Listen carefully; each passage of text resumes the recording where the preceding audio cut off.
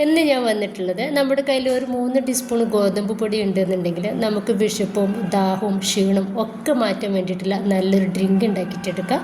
അപ്പോൾ വീഡിയോയിലേക്ക് പോവാം. വീഡിയോ കണ്ടുകൊണ്ടിരിക്കുന്ന സമയത്ത് നിങ്ങൾക്ക് ഇഷ്ടപ്പെടുവാണെങ്കിൽ മറക്കാതെ തന്നെ ആ ലൈക്ക് ബട്ടൺ ഒന്ന് ക്ലിക്ക് ചെയ്യട്ടോ. കൂടാതെ സബ്സ്ക്രൈബ് കൂടി ചെയ്യുക. അപ്പോൾ ഇതിന് വേണ്ടിയിട്ട് ഞാനെന്താ ഒരു 3 ക്യൂബ് ശർക്കര ഇതുപോലെ ഒന്ന് പൊടിച്ചെടുത്തിട്ടുണ്ട്. അപ്പോൾ അതൊരു പാത്രത്തിലേക്ക് ഇട്ടെടുത്തിട്ടുണ്ട്.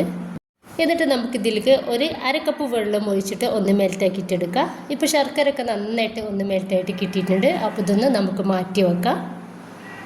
ഇനിയിപ്പോൾ ഇതുപോലെ ഒരു സോസ് പാനിലേക്ക് ഞാൻ 3 ഗ്ലാസ് വെള്ളം ഒഴിച്ചു കൊടുക്കുകയാണ്. എന്നിട്ടിതാ ഞാൻ ഒരു 3 ടീസ്പൂണ് ഗോതമ്പ് പൊടി എടുത്തിട്ടുണ്ട്. അതൊരു പാത്രത്തിലേക്ക് ഇട്ടെടുക്കുന്നുണ്ട്.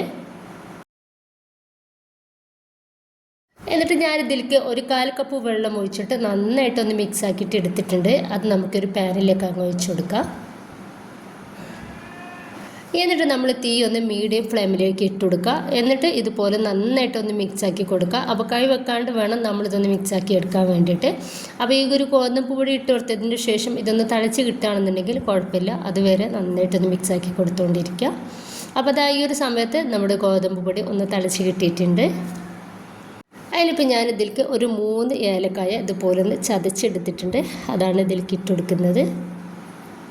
എന്നിട്ട് നമുക്ക് ഇതൊന്ന് തിളച്ച് കിട്ടണം.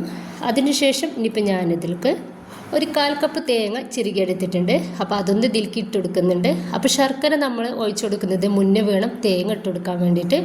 അപ്പോൾ ഈ ഒരു ഗോതമ്പ് പൊടിയുടെ വെള്ളത്തിൽ കിടന്നിട്ട് വേണം നമുക്ക് ഈ ഒരു തേങ്ങ വേവായിട്ട് കിട്ടാൻ. അപ്പോൾ ശർക്കര ഇട്ട് കൊടുത്തതിന് ശേഷമാണ് തേങ്ങ ഇട്ട് കൊടുക്കുന്നുണ്ടെങ്കിൽ നമുക്ക് ഈ ഒരു തേങ്ങ വേവായിട്ട് കിട്ടൂല കേട്ടോ. ഇനിയിപ്പോൾ ഈ തേങ്ങ നന്നായിട്ടൊന്ന് വേവിച്ചിട്ടെടുക്കുക. ഇനിയിപ്പോൾ അതിൻ്റെ ശേഷം നമ്മൾ ഉരുക്കി അരിച്ച് മാറ്റി വെച്ചിട്ടുള്ള ആ ഒരു ശർക്കര നമുക്ക് ഇതിലേക്ക് ഒഴിച്ചു കൊടുക്കാം. അപ്പോൾ മുഴുവനായിട്ട് തന്നെ നമ്മൾ ശർക്കര ഒഴിച്ചു കൊടുക്കണ്ട.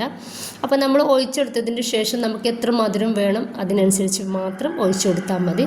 ഇനിയിപ്പോൾ ഞാനൊരു 3/4 ഭാഗത്തോളം ശർക്കര ഇതിലേക്ക് ഒഴിച്ചു കൊടുത്തിട്ടുണ്ട്. ഇപ്പോൾ തന്നെ നന്നായിട്ടൊരു കളർ കിട്ടിയിട്ടുണ്ട്. അപ്പോൾ ഇത്ര മതിയാവും മധുരം. ആവശ്യത്തിനുള്ള മധുരമുണ്ട്. ബാക്കി ഈ ഒരു ശർക്കര ഞാനൊന്ന് മാറ്റി വെക്കുന്നുണ്ട്. ഇനിയിപ്പോൾ ഈ ഒരു ശർക്കര ഒഴിച്ചു കൊടുത്തതിൻ്റെ ശേഷം നമുക്കിത് നന്നായിട്ട് ഒന്ന് തിളച്ച് കിട്ടിയാൽ മാത്രം മതി. അപ്പോൾ ഇത്രയേ ഉള്ളൂ. ഇനിയിപ്പോൾ നമുക്ക് ഇതൊന്ന് മാറ്റി വെക്കാം. ഇനിയിപ്പോൾ ഇതാ ഇതുപോലൊരു പാത്രത്തിലേക്ക് ഞാൻ ഒരു 1/2 ടേബിൾ സ്പൂൺ നെയ്യ് ഇട്ട് കൊടുക്കുകയാണ്. എന്നിട്ട് അതിലേക്ക് കുറച്ച് അണ്ടിപ്പരിപ്പ് മുന്തിരിയും ഒന്ന് ഇട്ടെടുത്തിട്ട് നമുക്കൊന്ന് മൂപ്പിച്ചിട്ടെടുക്കാം. ഇനിയിപ്പോൾ ഇതൊന്ന് മൂത്ത് വന്നിട്ടുണ്ട്. എന്നിട്ട് നമ്മുടെ ആ ഒരു പായസത്തിൻ്റെ മിക്സിലേക്ക് ഇതങ്ങ് ഒഴിച്ചു കൊടുക്കാം. അപ്പോൾ ഇത്രയേ ഉള്ളൂ. ഇതൊന്ന് മിക്സാക്കി കൊടുക്കാം. അപ്പോൾ നല്ല ടേസ്റ്റി ആയിട്ടുള്ള നല്ല ഹെൽത്തി ആയിട്ടുള്ള ഡ്രിങ്ക് തന്നെയാണ്. അപ്പോൾ എല്ലാവരും ഒന്ന് ട്രൈ ചെയ്ത് നോക്കുക. നിങ്ങളുടെ അഭിപ്രായങ്ങൾ കമൻ്റായിട്ട് അറിയിക്കാം. ഇൻഷാ അല്ലാഹ്. Okay, by.